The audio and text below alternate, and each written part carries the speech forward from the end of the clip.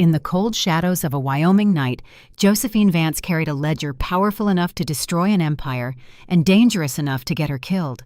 Hunted by assassins, mistaken for a spy, and trapped between greed, betrayal, and the law men had twisted for profit, she found herself face to face with Silas Boone, a hard rancher who trusted no one.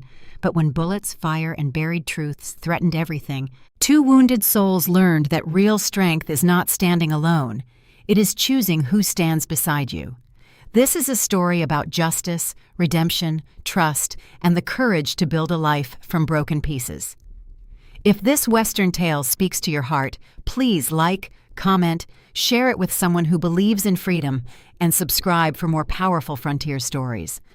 Union Pacific freight train slowed. Iron screamed against iron. Coal smoke hung heavy in the cold Wyoming night. Josephine Vance didn't move. She stayed pressed against the wooden slats of the cattle car. Her breathing was shallow measured. Her fingers white-knuckled the leather strap of her satchel. Inside was a ledger, 24 pages of names, bribes, and stolen land, enough paper to get her killed twice over. The train jerked to a halt. Dust Creek. Joe slipped through the sliding door. Boots hit the gravel with a soft crunch. The night was sharp, cold as cracked glass. She stayed low, moving from the dark shadow of the water tower to the back alley of the main street. She didn't look like a Pinkerton decoder anymore. She looked like a ghost. A tired, broken ghost. She found the telegraph office. A kerosene lamp burned in the back window, casting an amber slice of light across the dirt. Joe pressed her back against the clapboard wall. She closed her eyes, listened. Clack, clack, pause, clack. The brass key was talking. Her mind automatically translated the staccato rhythm. Stop, 2 men. Check southbound. Thorne's assassins were still looking. They were getting closer. Step away from the window. The voice was low, rough like gravel. It came from the darkest corner of the alley. Joe froze. Didn't turn. Clicked the distinct metallic sound of a Colt 45 hammer pulling back hands. Where I can see them, the man said. Nice and slow. Joe turned. The moonlight cut through the alley, illuminating him in stark, photorealistic detail. He was tall, broad-shouldered, worn leather duster coated in pale trail dust, a Stetson pulled low over eyes that didn't trust a single thing they saw. Silas Boone, his gun was steady, pointed right at her chest. But his left hand, the one resting near his belt, was wrapped in a makeshift rag. Soaked through, black in the moonlight, fresh blood dripping onto the dirt, a bar brawl, a fight over fencing. She didn't know the cause, but she knew the signs of a deep, dangerous laceration. Thorne sent you, didn't he? Silas stepped closer. The scent of old leather, horse sweat, and copper filled the space between them. Thought he could slip a spy into town while his thugs tore up my ranch. Who are you? Joe looked at the dark barrel of the gun. Then she looked down at his hand. The blood was pooling fast. Panic was the natural reaction. Begging was the expected one. Did neither. She set her satchel down slowly, deliberately. She reached for the hem of her cotton petticoat and ripped a long, clean strip of fabric. The sudden sound of tearing cloth made Silas flinch, his finger tightening on the trigger. Don't move, he growled. Joe stepped forward right into the barrel of the gun. Your Luga's blood, she said. Her voice was steady. Quiet, the artery is fine, but you've caught a vein. If you don't bind that tightly, you'll pass out in 10 minutes. This gun won't do you any good. Silas stared at her. Confusion cracked the hard lines of his face. He didn't lower the weapon, but he didn't shoot. Joe reached out. Her fingers brushed his. He tensed, bracing for a trap or a hidden blade. But her hands were gentle, precise. She wrapped the clean cotton tightly around his bleeding knuckles, pulling the knot taut to staunch the flow. She did not meet his aggression with more aggression. In the face of a lethal threat, her quiet act of healing demonstrated a profound, unspoken truth. Saving a life always superseded the instinct to destroy one. Silas watched her work. He watched the way her hands didn't shake. Did you do that? He asked. His voice had lost a fraction of its heavy edge.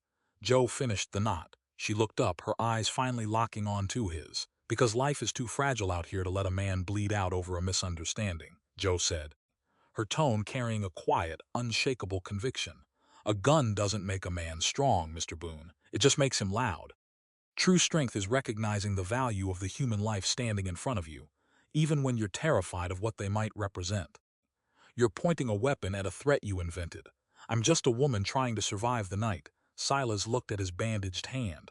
The bleeding had stopped. The knot was tight, professional. Professional for a desperate drifter. He looked back at her. The suspicion in his eyes hadn't vanished. It had just changed shape. If she wasn't a corporate spy, she was something far more complicated, and complication meant danger. He finally lowered the hammer of the Colt, slid it back into his holster. "You're not surviving it out here," Silas said, his voice flat. "Thorne's men are tearing up the saloons looking for someone, and not letting you out of my sight until I figure out exactly what kind of game you're playing." Joe picked up her satchel. The leather felt incredibly heavy. "Where are we going?" she asked. Silas turned toward the dark expanse of the trail leading out of town. "Wood Ranch," he said, not looking back. "You're coming with me."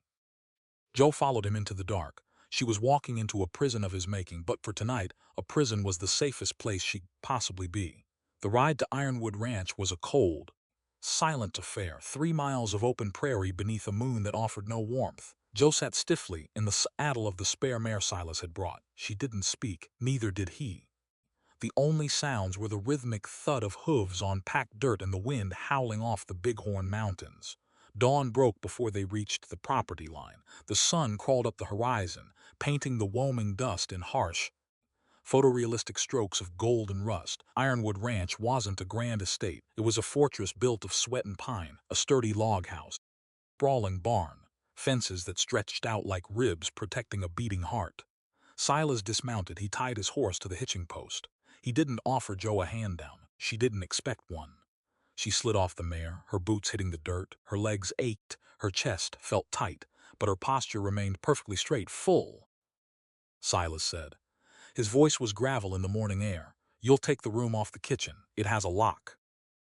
"Am I a prisoner, Mr. Boone?" Silas turned. His eyes were shadowed beneath the brim of his Stetson. "You're a complication out here?" "Complications get people killed. You'll work for your keep. $3 a week, a roof, and hot meals.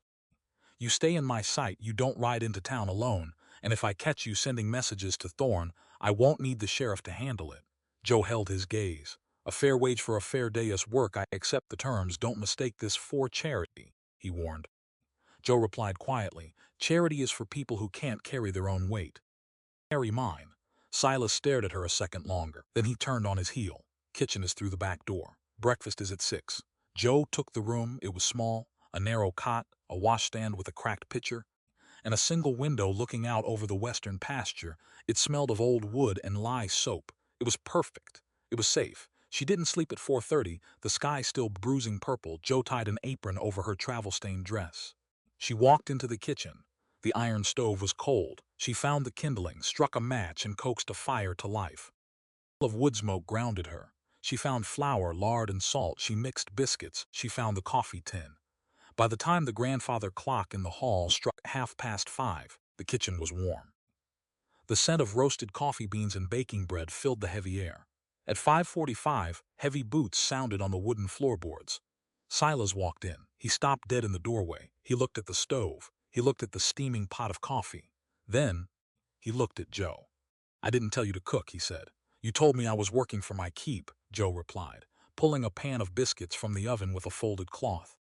Standing around waiting for instructions isn't working, it's loitering." Silas didn't smile, but the hard line of his jaw twitched. He sat down at the heavy oak table. A moment later, Tommy bounded down the stairs. The boy was 17, all elbows and knees, with a face that hadn't yet been hardened by the prairie wind. "Morning," Tommy mumbled, stopping when he looked at his father. "This is Josie," Silas said. He used the fake name she had given him on the ride over. "She'll be helping out around the place for a while. Eat your breakfast. Fences need mending on the south ridge." Tommy nodded, taking a seat. Joe set a plate of eggs, bacon, and biscuits in front of the boy, then set one in front of Silas. Poured the coffee. Then she took her own plate, filled it, and sat down at the opposite end of the table. Silas looked up. In the wealthy homes back east, the hired help ate in the kitchen, standing up, or after the masters were finished. Joe sitting at the table was an act of defiance. It was a simple, unspoken statement of equality. She was a worker, not a servant. "The dirt out here does care who sweats on it, Josie," Silas said, taking a bite of his food. His voice was low, carrying across the table. "Out here, respect isn't inherited. It isn't bought. It's earned by what your hands can do and what your back can bear. The work, you get the respect. Man or woman, nobody's above the labor." "I wouldn't have it any other way, Mr. Boone," Joe said, meeting his eyes explicit, and he was telling her the rules of his world. A world where human value was measured by contribution, not status. They ate in silence, the ticking of the clock, the clinking of forks on tin plates. When Silas finished, he wiped his mouth with the back of his hand. He stood up. Joe instinctively moved to stand, to clear his plate, the habit of a woman who had spent 10 years making a corrupted husband comfortable. But Silas beat her to it. He picked up his own plate. He picked up his coffee cup. He walked over to the wash basin by the window, pumped the iron handle to draw water, and rinsed his own dishes. He set them neatly on the drying rack. Joe froze. She watched him, the implicit lesson.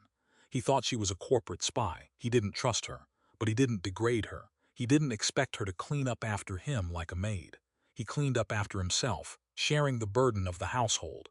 It was a microaction, a tiny photorealistic detail. Struck Joe harder than a physical blow. Her late husband, a man of high society, had never washed a dish in his life. He believed people were stepping stones. Silas Boone believed people were partners in survival. Silas grabbed his hat from the peg by the door. "Tommy, 5 minutes," he called out. He didn't look at Joe as he left. He didn't have to. The respect had already been established in the silence. 3 days passed. The rhythm of the ranch was relentless. Joe worked. She scrubbed floors until her knuckles bled. Hauled water from the well. She chopped kindling. She did it all without a single complaint. Her silence unnerved Silas. Spies were supposed to ask questions. They were supposed to snoop. Joe just worked. The Wyoming sun was brutal, baking the earth into cracked clay. The air was thick with the smell of sweetgrass and horse sweat. Late Wednesday afternoon, the house was quiet. Silas was out with the herd. Joe finished hanging the laundry on the line. She walked up to the shaded front porch, wiping her brow with her apron. Tommy was sitting on the wooden steps, a heavy leather-bound book in his lap. The spine was cracked. The pages were yellowed. He was staring at it with intense, raw frustration. He rubbed his eyes, letting out a heavy sigh. Joe recognized the binding immediately. It was a legal textbook, property law. She walked over. She didn't hover. She simply sat down on the step below him, giving him space. "That's a heavy book for a hot afternoon," Joe said mildly. Tommy jumped slightly, closing the book. "It's nothing. Some old junk the traveling peddler left behind last spring. Looks like Blackstone's commentaries to me," Joe said. Tommy stared at her, his eyes wide. "How do you know that?" Joe looked out at the horizon. "I used to know someone who read them." "You're stuck on the concept of eminent domain, aren't you?" Tommy's shoulders slumped. The defensiveness drained out of him. "I don't get it. The book says the government can take land for the public good, but the railroad isn't the government. It's a private company. So how can Thorne use the law to take our ranch? It doesn't make logical sense." Joe turned to look at the boy. She saw the fire in his eyes, the desperate need for things to be left fair. It was a dangerous fire in a place like Dust Creek. She shifted closer. "Looking for morality in a book of rules, Tommy," Joe said, her voice steady. "They aren't the same thing." Behind the porch, standing in the shadow of the open doorway, Silas had just returned from the pasture. He stopped. He held his breath. He listened.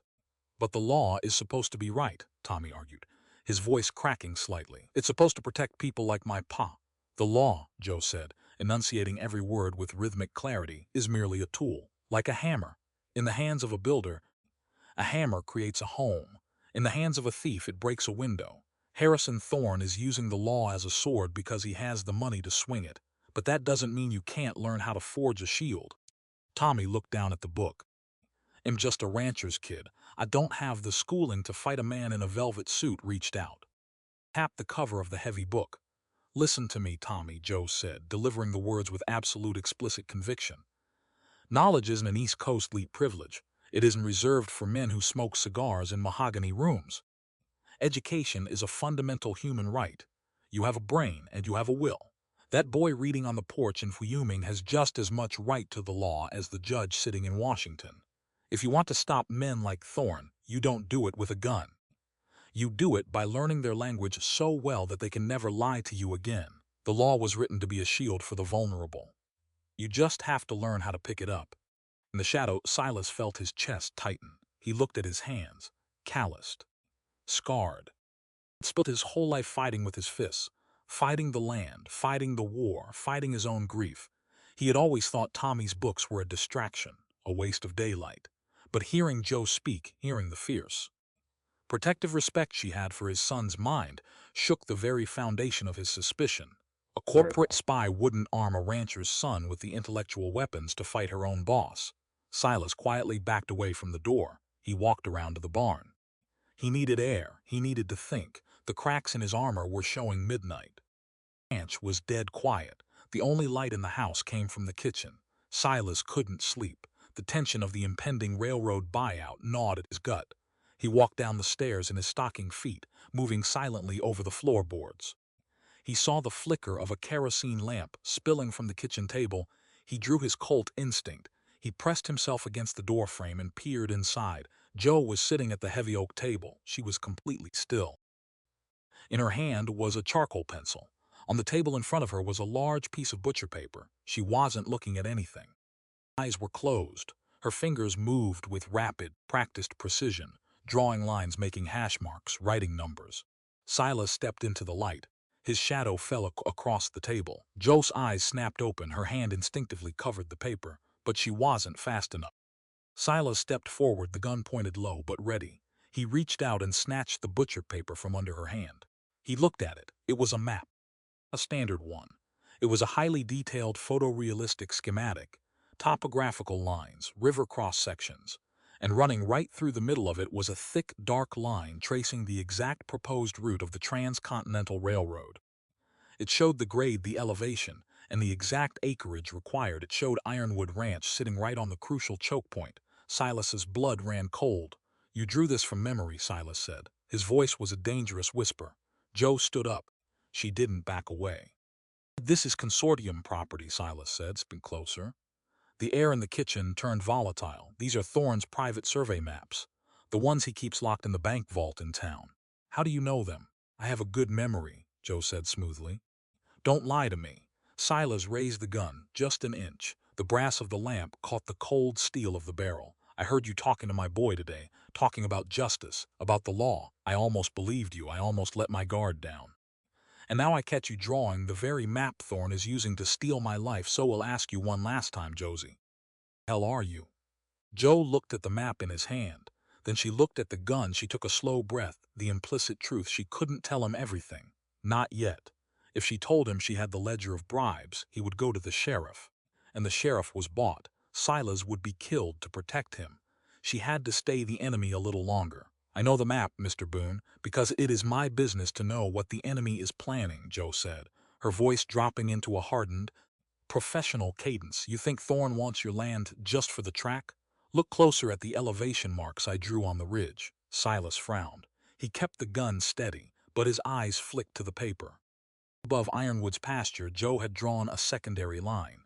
"He doesn't just want the track," Jo said softly. "He wants the water rights. He's going to dam the Dust Creek tributary up in the pass. If you don't sell, he's going to choke your ranch out. He's going to kill your herd from thirst by August." Silas stared at the paper. The realization hit him like a physical blow. The geography made perfect, terrifying sense. He looked back at Jo. "Why are you showing me this?" Silas asked. The anger in his voice was breaking, replaced by a profound, agonizing confusion. "If you work for Thorne, why show me the knife before he cuts me?" Jo stepped around the table. She walked right up to him, close enough to smell the gun oil and the cold night air clinging to his shirt. "I don't work for him," Jo whispered, hunting him. Silas stared down at her. The kerosene lamp flickered, casting long, sharp shadows across her face. He didn't lower the gun, but for the first time since she arrived, he didn't want to pull the trigger. He wanted to believe her, and that was the most dangerous trap of all.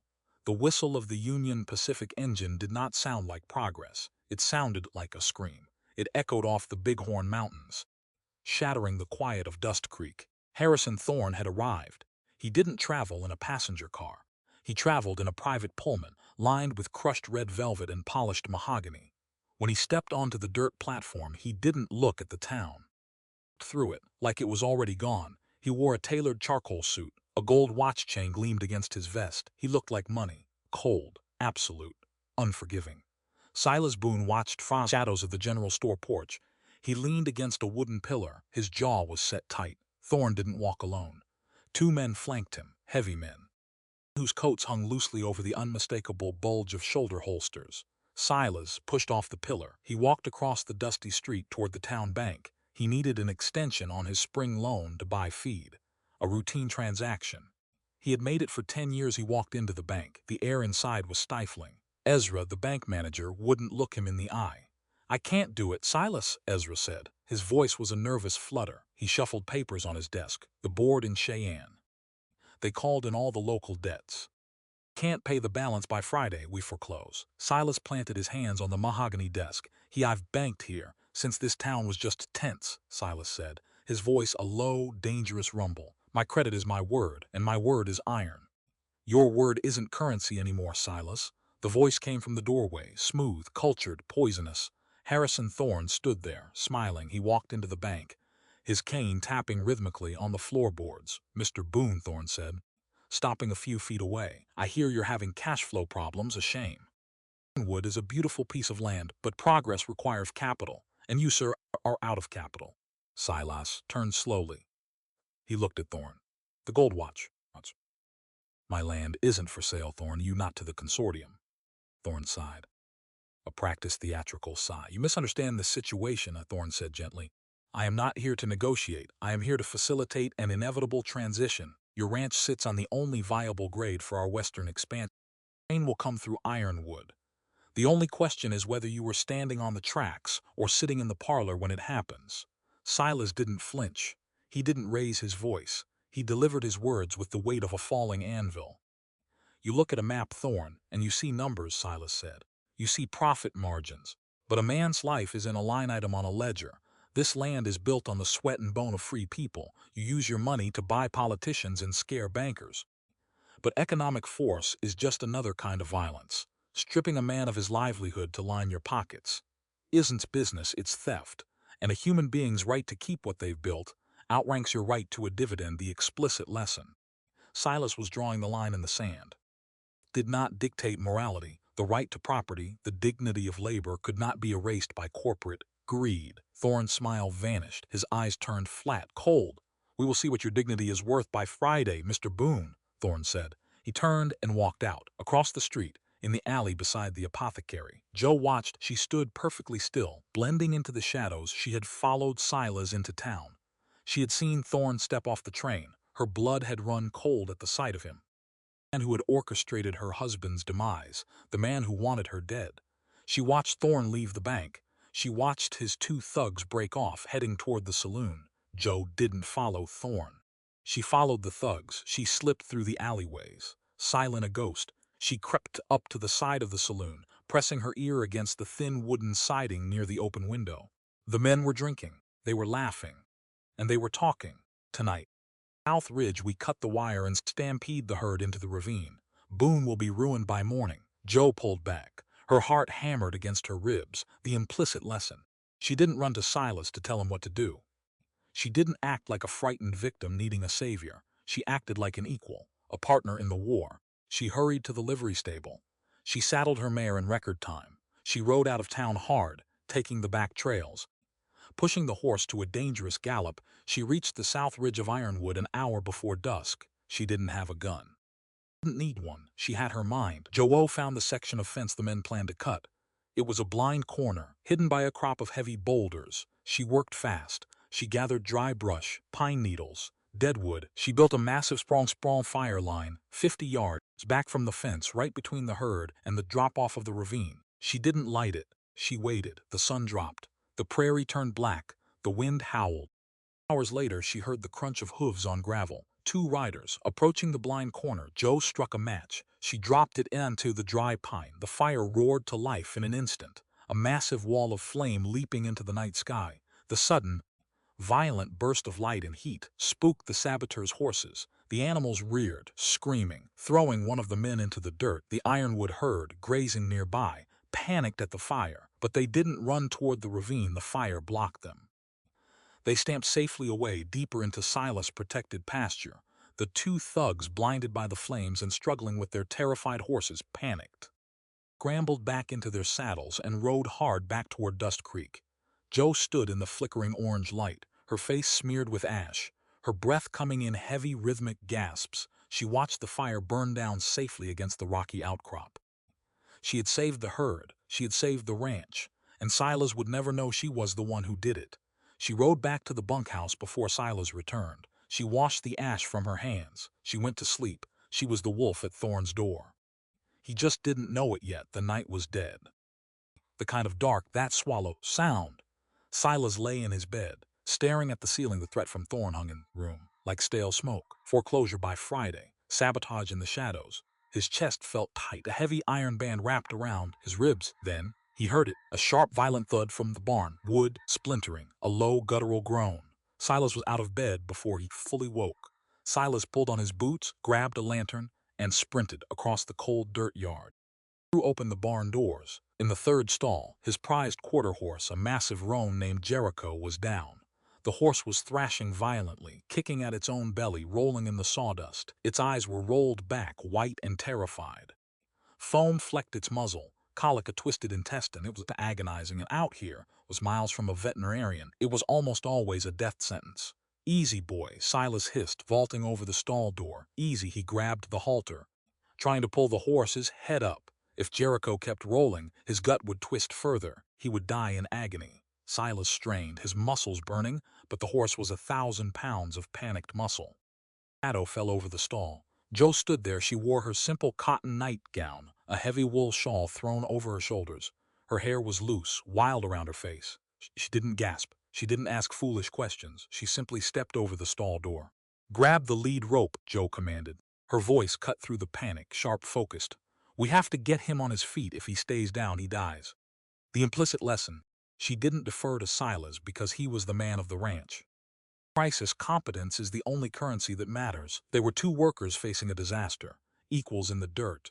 Silas grabbed the heavy rope. "Pull," he grunted. Together they heaved. Silas pulled from the front, taking the brunt of the horse's thrashing head. Jo pushed from behind, bracing her small frame against the animal's massive flank. She dug her boots into the sawdust, gritting her teeth, using every ounce of leverage she had. Jericho scrambled. His hooves struck the wooden boards. With a final agonizing groan, the horse staggered to his feet. He stood trembling, head hung low, swaying. "Don't let him stop," Jo said, breathing hard. "He'll get the liniment and hot water." For the next 3 hours they lived in a purgatory of sweat and hay. Silas walked the horse in slow, agonizing circles around the center of the barn.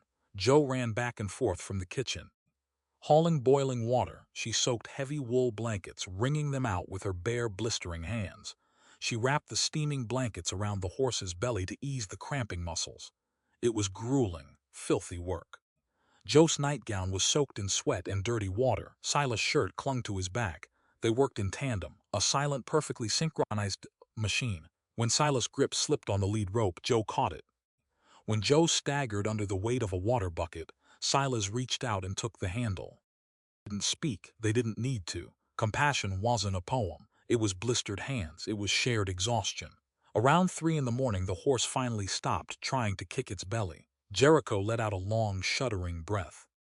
His ears flicked forward. He nudged Silas' shoulder with his nose, asking for hay. The crisis had broken. The horse would live. Silas tied Jericho off. He leaned back against the rough wood of the stall, sliding down until he was sitting in the sawdust. He dropped his head back, closing his eyes. Jo sank down against the opposite wall. She pulled her knees to her chest, wrapping the damp shawl tighter around herself.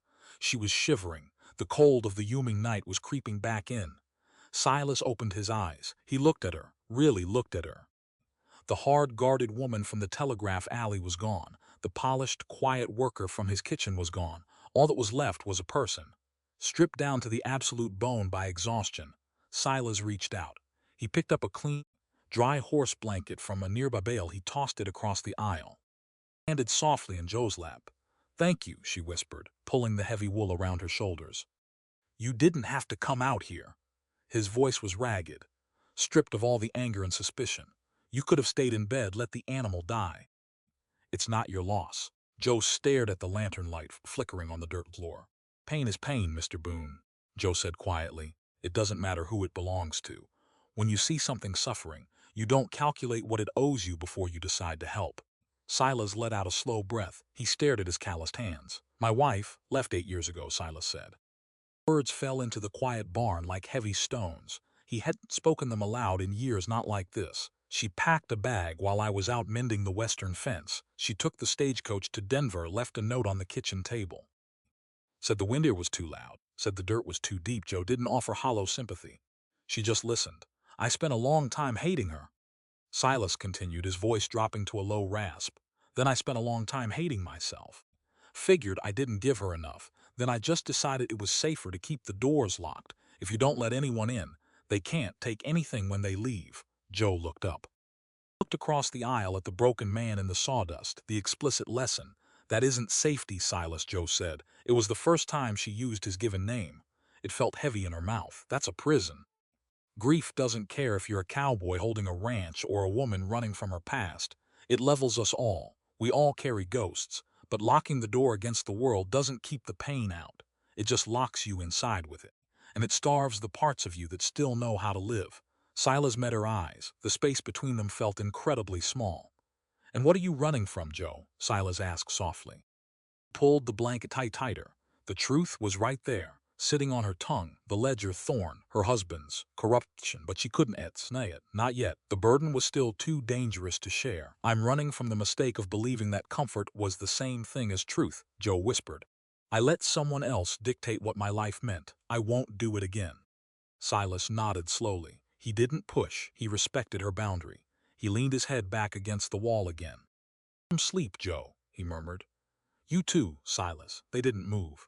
They stayed in the barn, sitting across from each other in the dirt and the hay, keeping watch over the breathing horse. No declarations were made. No promises were spoken. But the air had shifted. The high, thick wall of suspicion had cracked, broken by the simple, undeniable language of shared labor and shared humanity. They were no longer enemies. They were just two people, waiting for the dawn. The air in Dust Creek felt thin, brittle like an old bone ready to snap. Joe walked out of the general store with a sack of flour resting on her shoulder. The midday sun beat down. Relentless, blinding, she adjusted the brim of her hat and stepped into the shade of the wooden awning. That was when she heard it through the open window of the telegraph office. The rapid staccato chatter of the brass key.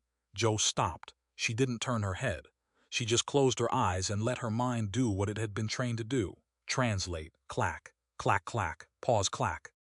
In position, her breath hitched. She lowered the flour sack to the porch. Slowly, clack, pause, clack, clack. Dead man's pass, light, fuse, noon. Joe snapped her pocket watch open. 11:40. Silas had left the ranch at dawn, he told Tommy. He was meeting Thorne at the canyon for a final parley. A boundary dispute settlement, a gentleman's negotiation. Silas had worn his best coat. He had left his rifle behind to show good faith. It wasn't a negotiation, it was an execution. Joe didn't scream. She didn't run to the sheriff. Sheriff Clayton was a man who weighed his conscience in gold dust. He wouldn't make it in time. He wouldn't even try. Joe sprinted to the livery stable. She didn't have a horse in town. She didn't care. A roan gelding was tied to the hitching post, already saddled. She grabbed the reins. The stable boy yelled something. She ignored him. She pulled a Winchester rifle from the saddle scabbard of a neighboring horse, checked the chamber, and swung up into the saddle. She kicked the roan hard. The horse bolted. They tore out of Dust Creek in a cloud of blinding yellow dirt. Dead Man's Pass was 5 miles out. Deep, jagged cut in the earth where the wind howled and the rock walls climbed 100 feet straight up. A perfect natural choke point, a perfect grave. Joe rode like the devil was on her heels. She leaned low over the horse's neck. The wind whipped her hair loose. It stung her eyes. The prairie blurred into a streak of sagebrush and cracked earth. She calculated the distance, the speed, the time 11:50, the implicit lesson. She was not a damsel. She was not a bystander waiting for the world to happen to her. She was a woman choosing to put her own body between a man and his murder. There was no hesitation in the brutal math of the frontier. She weighed her own safety against Silas' life, and she chose him. Equal courage, equals stakes. The canyon entrance loomed ahead, massive towers of red rock cutting into the blue sky. Joe didn't ride straight in. That would get them both killed. She pulled the exhausted horse hard to the right, angling up the steep, treacherous goat path that ran parallel to the canyon rim. The horse slipped, hooves scrambling on loose shale. Joe threw her weight forward, balancing the animal. They breached the ridge. Threw herself off the saddle before the horse even stopped. She hit the dirt, crawled to the edge of the cliff, looked down. 70 feet below, Silas stood in the center of the canyon floor. Alone, he held the reins of his horse. He was checking his pocket watch, waiting for Thorne. Joe looked up. Across the narrow gorge on the opposite ridge, two men crouched behind a massive pile of unstable boulders. One of them held a burning cigar. The other held a spool of blasting wire connected to a bundle of dynamite wedged beneath the rocks. Thorne didn't want to shoot Silas. A bullet meant to want to shoot Silas. A rock slide meant a tragic accident, an act of God, the perfect way to inherit a ranch. The man with the cigar leaned down to light the fuse. Joe didn't yell. Sound traveled too slow. She raised the stolen Winchester. She didn't aim at the men. The angle was too sharp. The wind was too wild. She aimed at the dynamite. Exhaled. She squeezed the trigger. The rifle roared. The recoil slammed into her shoulder. The bullet struck the rock face 2 inches from the dynamite, sending a shower of razor-sharp granite shrapnel right into the saboteurs' faces. The man with the cigar screamed, dropping it. The fuse didn't light down in the canyon. Silas' head snapped up at the gunshot. The men on the ridge scrambled. One of them pulled a revolver and fired blindly across the gorge at Joe.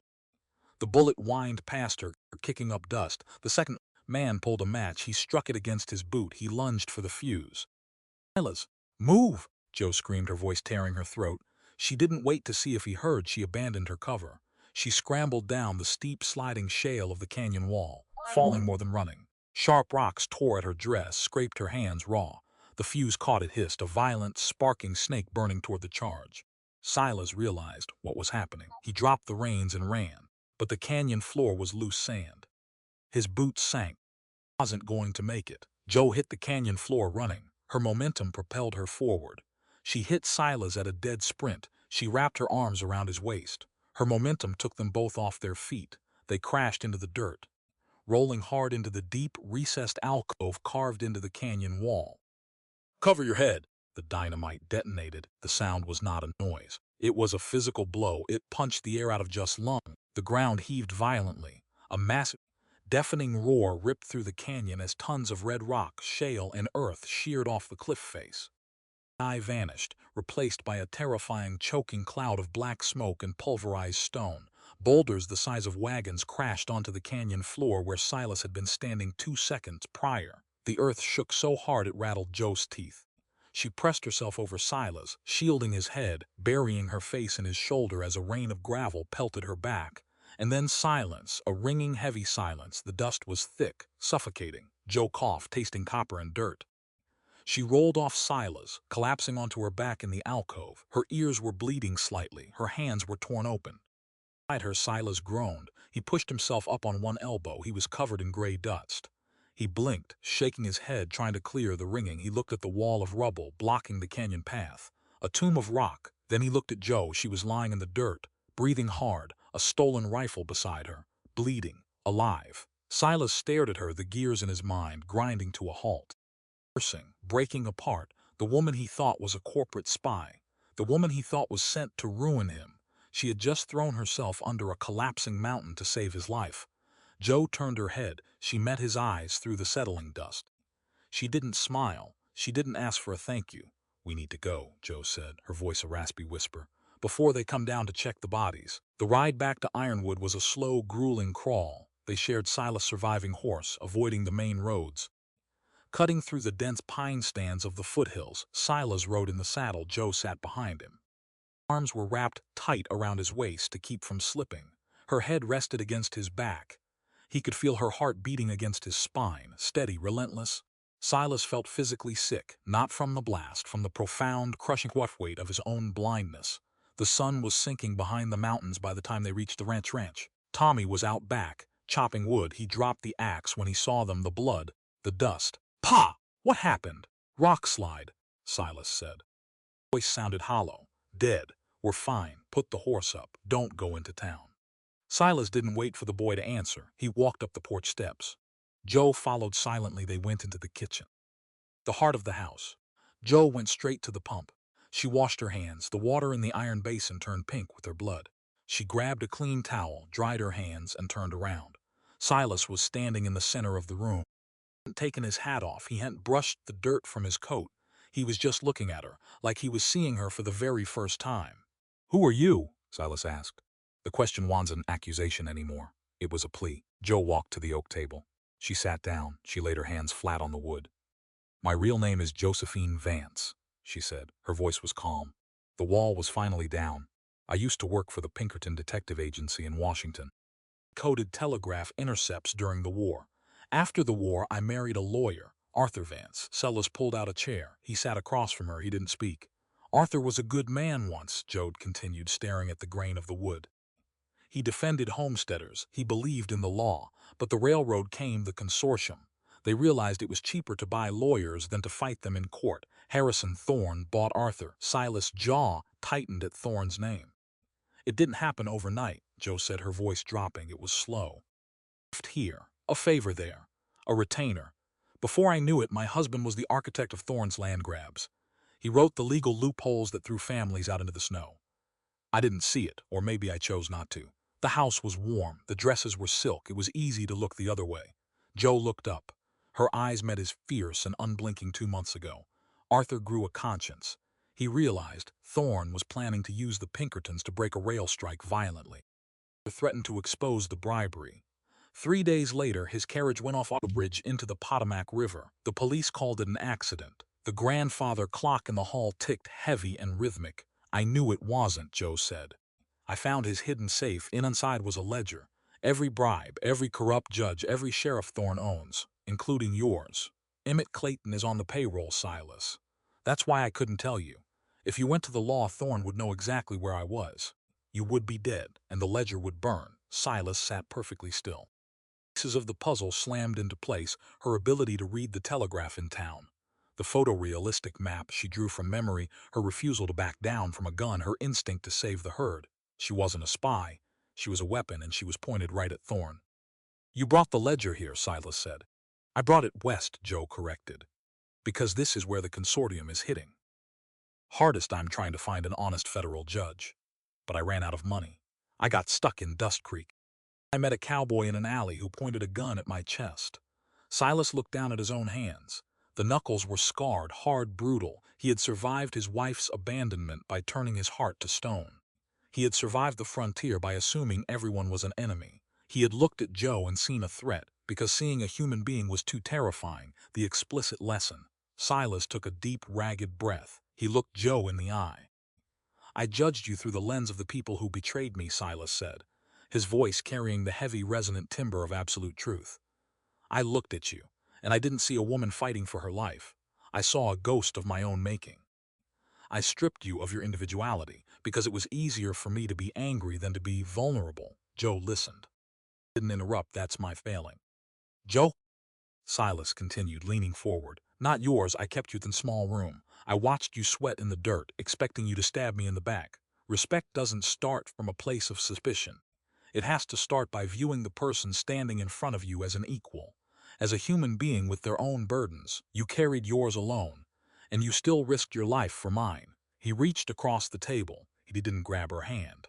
He just placed his hand near hers, palm up in offering. I owe you my life. But more than that, I owe you my apology for denying your dignity. Jo looked at his rough, open hand. She felt the tight, terrified knot in her chest, the knot she had carried since Washington finally began to loosen. You were protecting your son, Silas, Jo said softly. I understand that. Understanding it doesn't make it right, he replied. A man who justifies his cruelty because scared is still a cruel man. I won't be that man anymore, not with you. Jo slowly moved her hand. She rested her fingers against his palm, skin against skin, warm, solid, real. Oh, Silas said, the edge of a dangerous, quiet smile touching his lips. You have a book that can hang Harrison Thorne, I do. And Thorne knows you have it, he suspects, but he doesn't know where it is, or where I am. Yet, Silas turned his hand, gently wrapping his fingers around hers, a grip of absolute solidarity. Then we stopped waiting for him to drop a mountain on us, Silas said. We built a trap of our own. The morning air smelled like pine and incoming rain. Silas was up before the sun. He didn't go to the barn. He went to the attic. The space was cramped. It smelled of dry rot and old memories. He dragged a heavy leather trunk toward the single dusty window. He needed leverage. He needed an injunction, a precedent, anything to stall the bank foreclosure on Friday. Tommy had been reading old property law books. Silas figured there might be something in the boy's discarded pile of traveling peddler junk. He sifted through yellowed pages, tracts on water rights, homestead disputes. Then he opened a thick leather-bound volume, Wyoming Territory Legal Precedents, 1868 point. He thumbed through the pages. His eyes caught a name. He stopped. He read the paragraph. Then he read it again. Chest tightened. He closed the book. He carried it downstairs. Jo was in the kitchen. She was standing over the table, using an iron paperweight to flatten the curled edges of Arthur's ledger. She was copying a list of names onto a fresh sheet of paper. Her hands were steady. Her focus was absolute. Silas walked in. He set a fresh cup of black coffee on the table near her hand. The implicit lesson: he was serving her, not as a subordinate but as a partner, tending to her needs while she did the heavy intellectual lifting. Didn't interrupt her work. Waited. Jo finished writing a name. She looked up. She saw the book in his hand. "What is that?" she asked. Silas pulled out a chair. He sat down. I pushed the heavy book across the table. He tapped the open page with his calloused index finger. "Read the case file on the Hendricks land dispute," Silas said softly. Jo frowned. She pulled the book closer. Her eyes scanned the dense, formal print. Hendricks v. Pacific Rail Consortium, defended by Arthur J. Vance, the plaintiff, a cooperative of 6 homesteading families, successfully retained their water rights against corporate seizure due to the relentless and brilliant legal maneuvering of Mr. Vance. Jo stopped breathing. She stared at the name, Arthur J. Vance. "That was 10 years ago," Silas said. His voice was a low rumble, gentle before Thorne. "For the velvet suits and the bribes." Jo touched the yellowed paper. Her fingers trembled slightly. "The man described in this book, a fierce defender of the poor, a man who fought for homesteaders against the very railroad that eventually bought him, felt like a stranger. And yet, it was the man she had married, the man she thought she had known." A tear broke loose. It traced a hot, silent path down her cheek. "He wasn't always a monster," Jo whispered. The words felt jagged in her throat. "He was a good man, fought for them. He fought for people like you." Silas didn't reach out to wipe her tear. He let her feel it. "People don't usually wake up and decide to be wicked, Jo," Silas said, resting his forearms on the table. "Corruption isn't a lightning strike, it's rust. It happens slow. A man compromises on a small thing, tells himself it's for the greater good. Then he compromises on a slightly bigger thing. The money gets better, the life gets easier. And one day, he looks in the mirror, and the rust has eaten straight through the iron." Jo closed her eyes. The guilt that had been crushing her ribs for months finally shifted. She had hated herself for loving a corrupt man. She had felt complicit in his sins because she had enjoyed the warmth of the house his dirty money bought. The explicit lesson. Jo opened her eyes. Looked at Silas. "I've been running from his shadow," Jo said, her voice finding its steel again. "I thought my duty was just to expose the rot, to burn down what he became. But it's more than that, Silas. This ledger isn't just a confession, it's a continuation." "A continuation of what?" "Of the man he used to be," Jo said firmly. She placed her hand flat over the old law book. "He started his career fighting for the vulnerable. He lost his way. He paid for it with his life. I can't bring him back. But I can finish the work he started before the money blinded him. Taking Thorne down isn't just revenge. Redemption. It's proving that human dignity can't be bought permanently." Silas looked at her, the fierce, brilliant light in her eyes. It was the most beautiful thing he had ever seen. He didn't want to possess it. He wanted to stand beside it. "Friday is 2 days away," Silas said, shifting gears seamlessly into the tactical. "Thorne goes to the bank at noon to sign the foreclosure papers. He thinks I'm dead under a rock slide. He thinks Hez won. How do we spring the trap?" Jo pulled the ledger toward her. She tapped a name near the top of the page. "We don't use Sheriff Clayton. He's bought," Jo said. Her mind moved with rapid Pinkerton precision. "I have a contact in Denver, and Federal Marshal Esek Hayes. He owes me his life from a decoded intercept during the war. He says clean, unbuyable Denver is a long ride." "We don't ride," Jo said. "I use the telegraph in town. I encode the message. Hayes can put men on the northbound train. They'll arrive in Dust Creek at 11:30 on Friday, 20 minutes before Thorne signs the papers." Silas nodded slowly. "The telegraph operator will hear the outgoing message. He might tip Thorne off." "He won't hear it," Jo said, "because you're going to create a distraction." Silas leaned back in his chair. A low, dangerous smile crept across his face. "I can do a distraction Thursday afternoon." The sun baked the main street of Dust Creek into cracked mud. Silas rode into town. He didn't sneak. He rode his horse right down the center of the street. Men on the boardwalk stopped. They stared. Whispers broke out like a brush fire. The cowboy, who was supposed to be buried under 50 tons of rock at Dead Man's Pass, was sitting tall in the saddle, smoking a hand-rolled cigarette. Silas tied his horse outside the saloon. He pushed through the swinging doors. The piano player stopped. The room went dead silent. Back table, Thorne's two hired guns. The men who had lit the dynamite fuse froze. Their faces drained of color. They looked like they had seen a ghost. Silas walked straight toward them. Spurs rang on the floorboards, rhythmic, inevitable. He didn't draw his gun. He stopped at their table. He pulled out a chair. Sat down. He picked up the whiskey bottle from the center of the table and poured himself a glass. "Boys," Silas said. His voice was casual, terrifyingly calm. "You need to buy better fuses. The cheap stuff burns too slow." One of the men reached for his holster. Silas moved faster. He slammed his heavy, calloused hand down on the man's wrist, pinning it to the table. The wood cracked. The man groaned in pain, while the saloon erupted in a tense, breathless standoff. 50 yards down the street, Joe slipped into the telegraph office. The operator had abandoned his post, running to the saloon windows to watch the confrontation. The office was empty. Joe sat at the desk. She placed her fingers on the brass key. She breathed out. She began to tap. Fast, fluid, a coded cipher only a Pinkerton would know. "Hayes Bird, in, Cage, bring iron Friday noon." She sent the coordinates. She sent the irons. Then she wiped her fingerprints from the key, slipped out the back door, and vanished into the alley. The message was away. The federal net was cast. Now, they just had to survive until Friday morning. 11:30 to the sky over Dust Creek was an endless, piercing blue. The wind was quiet. Waiting inside the bank, Harrison Thorne sat in a leather chair. He looked immaculate, untouchable. A gold pen rested on the mahogany desk in front of him. Ezra, the bank manager, stood sweating behind the counter holding the foreclosure deeds for Ironwood Ranch. Sheriff Clayton stood near the door. Badge caught the sunlight. His eyes were fixed on the floorboards. Thorne checked his pocket watch, 11:35.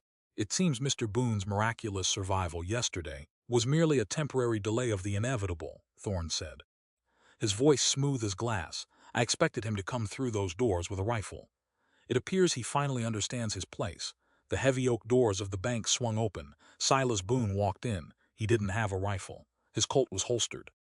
He walked with a steady, unhurried gait. Behind him walked Josephine Vance. She wore a simple dark blue dress. Her spine was perfectly straight. She carried a leather satchel. Thorne's eyes locked on to Joe. For the first time since he arrived in Wyoming, his perfectly cultivated mask slipped. "A flash of genuine shock, Mrs. Vance." Thorne said. The syllables were tight, strained. "I was told you were unavailable." "You were told wrong, Harrison," Joe said. She didn't hide behind Silas. She stepped forward, equal ground. Thorne recovered quickly. He smiled, a cold reptilian curving of the lips, a touching reunions. "But irrelevant, Mr. Boone. The deadline has arrived. You have no capital. The bank is seizing your land. Sheriff Clayton, kindly escort these trespassers off consortium property." Sheriff Clayton put his hand on his gun belt. He stepped forward. He looked sick. "Emmett, stop." Silas' voice wasn't angry. It was heavy with disappointment. "Bought your badge, Emmett," Silas said, looking the older man in the eye. "But he hasn't bought your soul. Not yet. You still have a choice. You can be a rich man's dog, or you can be a lawman." The explicit lesson. Joe opened her satchel. She pulled out the leather on a ledger. She dropped it on the mahogany desk. It landed with a loud final thud. "Every bribe," Joe said loudly, her voice carrying through the silent bank. "Every payoff. Every stolen acre. Written in my late husband's hand. Your name is in here. Sheriff. So are the names of the judges in Cheyenne. If you stand with him today, you hang with him tomorrow. Justice isn't a commodity you can trade forever. Eventually the bill comes due. Choose." Thorne stood up. His chair scraped violently against the floor. "Arrest her," Thorne barked at the sheriff. "She is a thief. That ledger is stolen property." Before Clayton could move, a long, piercing whistle shattered the morning air. The 11:40 northbound train was pulling into the Dust Creek station. But it wasn't carrying freight. Through the bank windows, the men watched as the train doors slid open. A dozen men in dark suits stepped onto the platform. They carried lever-action rifles. Badges gleamed on their lapels. Federal marshals. At the head of the pack was Isaac Hayes. He looked exactly like the telegram requested, like iron. Thorne looked out the window. He looked back at the ledger. He looked at Joe, the color completely drained from his face. The empire of dirt and blood he had built was collapsing in real time. He lunged for the ledger. Silas moved. He didn't draw his gun. He simply stepped forward, grabbed Thorne by the lapels of his tailored velvet suit, and slammed him back against the wall. The impact knocked the wind out of the millionaire. Done, Silas breathed into Thorne's face. The bank doors burst open. Marshal Hayes strode in, his rifle at his side. He looked at Joe. He tipped his hat. "Mrs. Vance," Hayes said warmly, "you're a hard woman to find." "I've been busy as Act," Joe replied. She gestured to the desk. The man's is yours." Hayes turned to Thorne. "Harrison Thorne. You are under arrest by order of the federal government for conspiracy, bribery, and the murder of Arthur Vance." Thorne didn't fight. He just stared at Joe with pure, unadulterated hatred as the marshal snapped the iron cuffs onto his wrists. Sheriff Clayton stood frozen. Hayes looked at him. "Sheriff," Hayes said, his voice flat, "I suggest you hand over that badge and maybe a written statement. The judge might take it easy on a man who cooperates." Clayton unpinned the tin star from his chest. His hands shook. He set it on the desk next to the ledger. He didn't say a word as he walked out the door. A broken man who had realized the price of his comfort was his dignity. Joe and Silas stood in the center of the bank. The air was finally clear. Silas looked at her. He didn't boast. He didn't claim victory. He just exhaled the implicit lesson they had won. Not by shooting their way out, but by using intellect, truth, and a unified front. They were equals in the fight and equals in the victory. 6 months later. The Wyoming autumn was a riot of color. The cottonwood trees along the creek were ablaze in gold and brilliant orange. The air was crisp, smelling of sweetgrass and wood smoke. There was no grand cathedral. There were no silk gowns or velvet suits. The wedding took place on the south ridge of Ironwood Ranch, the exact spot where Joe had set the fire to save the herd. Martha Higgins, the boarding house owner, stood in the front row, dabbing her eyes with a lace handkerchief. Tommy stood beside his father. He wore a clean suit, his shoulders broad. He was leaving for the University of Wyoming in a week. Silas had paid his tuition in cash, clean money, cattle money. Reverend Cole stood beneath the golden canopy of leaves. He held his Bible. Silas wore a dark, clean coat. His boots were polished. He looked at the woman standing across from him. Joe wore a simple ivory dress to hide her face. Her eyes were bright, clear, unburdened. "We dispense with the traditional vows today," Reverend Cole said, smiling softly. By request of the bride and groom, Silas spoke first. His voice was steady. It carried over the wind. "I spent my life building walls to keep the world out," Silas said, looking directly into Joe's eyes. "I thought strength was standing alone. You taught me that true strength is having the courage to let someone stand beside you. I don't promise to protect you, Joe, because you don't need my protection. I promise to respect you, trust you, and to build a life with you side by side every single day." Joe smiled, a real, deep, radiating smile. The expedulous lesson she took Silas' calloused hand in hers. "For 10 years I lived in a house where I was a passenger," Joe said, her voice ringing with absolute clarity. "I was kept safe, but I was kept small. Today I do not surrender ownership of my life to you, Silas Boone. I do not give myself away. I offer you my partnership, an equal share of the joy and an equal share of the burden. We will work this land together. We will face the dark together, broken and free." Martha Higgins smiled through her tears. Tommy beamed with pride. They exchanged simple gold bands. Then, by the authority vested in me, and under the wide sky, Reverend Cole said, "I pronounce you husband and wife."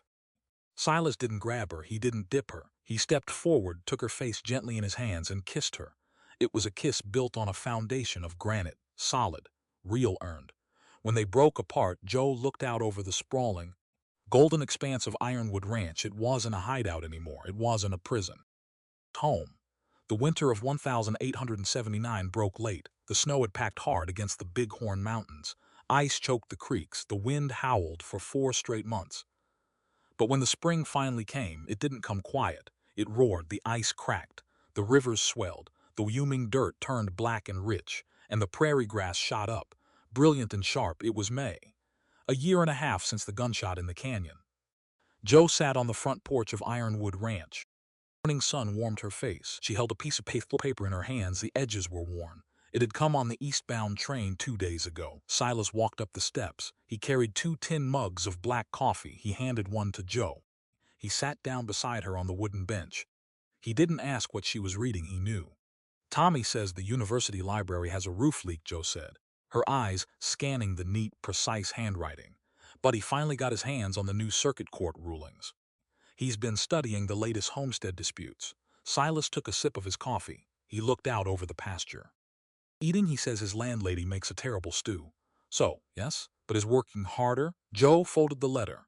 She smoothed the crease with her thumb. He took on a case, Silas, pro bono, helping a family of immigrant farmers down in Laramie. The local bank tried to alter their deed boundaries. Tommy caught the discrepancy in the county clerk's office. He filed an injunction yesterday. Silas let out a slow, rumbling breath. Pride, thick and unmistakable. A 19-year-old kid fighting a bank. Silas said, shaking his head. They're going to hate him. They're going to fear him, Joe corrected gently. Explicit lesson. Joe turned to look at her husband. That is the entire point of an education, Silas. People think schooling is about escaping the dirt, escaping the hard work. It isn't. Real education is about making sure the people still working the dirt don't get buried in it. Tommy isn't learning the law to become a gentleman. He's learning it to build a wall around the people who can't fight for themselves. He's using the privilege of his mind to protect the dignity of their labor. Silas met her eyes. The hard, suspicious cowboy from the telegraph alley was entirely gone. In his place was a man who had learned to listen. He learned that from you, Joe, Silas said. His voice was quiet. He learned the anger from me. He learned how to throw a punch, but you taught him where to aim. Joe smiled. She set the letter in her lap. We both taught him, she said. They finished their coffee in silence, the comfortable, heavy silence of two people who no longer needed words to fill the spaces between them. Silas stood up. He stretched his back. South Ridge, Silas said, looking at the sun. Winter storm snapped 36 cedar posts. The wire is dragging. If we don't fix it today, the yearlings are going to wander into the ravine. Joe stood up. She didn't go to the kitchen to pack him a lunch. She didn't fetch his coat. She went to the shed. She grabbed a pair of heavy leather work gloves. She picked up the iron wire stretchers. Let's go, she said. The South Ridge was brutal. The wind-up high was sharp. It carried the bite of leftover snow. The ground was uneven, covered in loose shale and stubborn roots. They didn't hire a crew. They didn't need one. Silas drove the wagon up the ridge. The bed was loaded with fresh-cut cedar posts and spools of barbed wire. They worked. The implicit lesson, there was no division of labor based on gender. There was only the work, and the work demanded everything. Silas swung the heavy iron post maul, driving the thick cedar deep into the rocky soil. His muscles corded. Sweat dripped from his brow, stinging his eyes. He hit the wood with a rhythmic, punishing force. Behind him, Joe hauled the heavy spools of wire. The barbs caught her heavy canvas jacket. They scratched at her leather gloves. She didn't stop. She unspooled the line, pulling it taut against the newly driven posts. Hold it there, Joe called out. Silas dropped the maul. He stepped over to the post. He grabbed the wire stretchers. He clamped the iron jaws onto the barbed wire and pulled back, using his entire body weight for leverage. The wire groaned. It pulled tight, like a guitar string. Joe stepped in with the fencing pliers. She drove the heavy steel staples into the wood, securing the wire. One hit, two hits.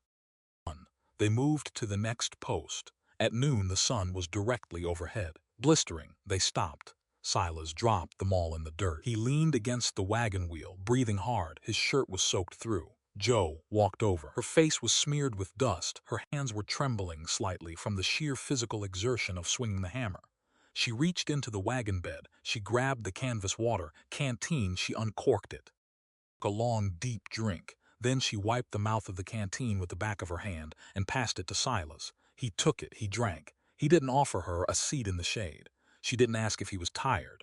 They just stood there, leaning against the wagon, sharing the water. It was a photorealistic image of absolute equality. The cowboy and the Pinkerton, the widower and the widow, covered in the exact same dust, bleeding from the exact same barbed wire, building the exact same fence. True healing didn't come from a dramatic rescue. It didn't come from a tearful confession. It came from this, the daily, grueling, quiet commitment to showing up, to carrying an equal share of the weight. Silas capped the canteen. He tossed it back into the wagon. He looked out over the valley. From the South Ridge you could see the whole territory, the winding silver ribbon of Dust Creek, the dark green smear of the pine forests, the distant dusty roofs of the town, and far off to the east, the thin, straight line of the Union Pacific Railroad tracks. Thorne was in a federal penitentiary in Leavenworth.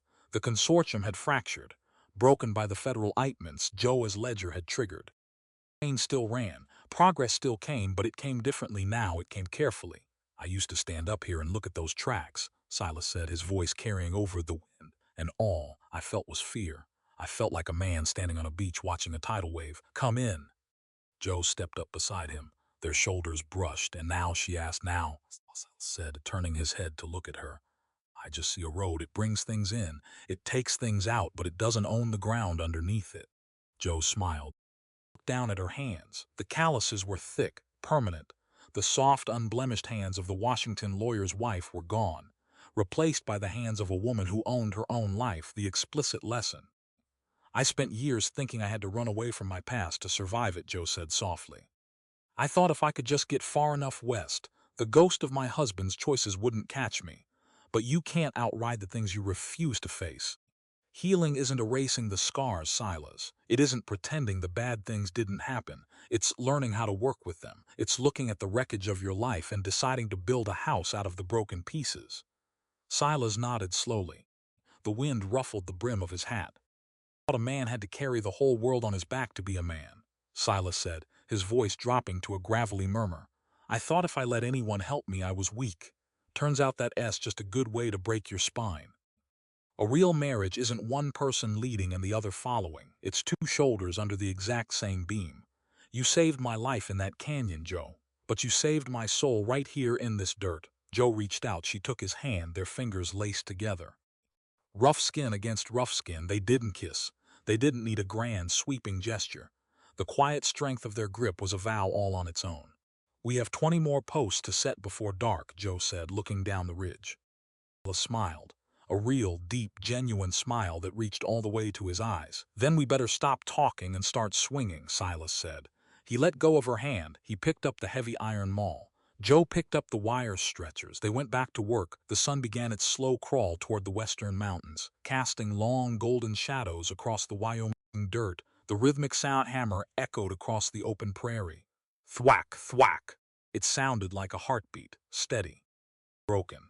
Years later, people in Dust Creek would talk about Ironwood Ranch. They would talk about the Boone family.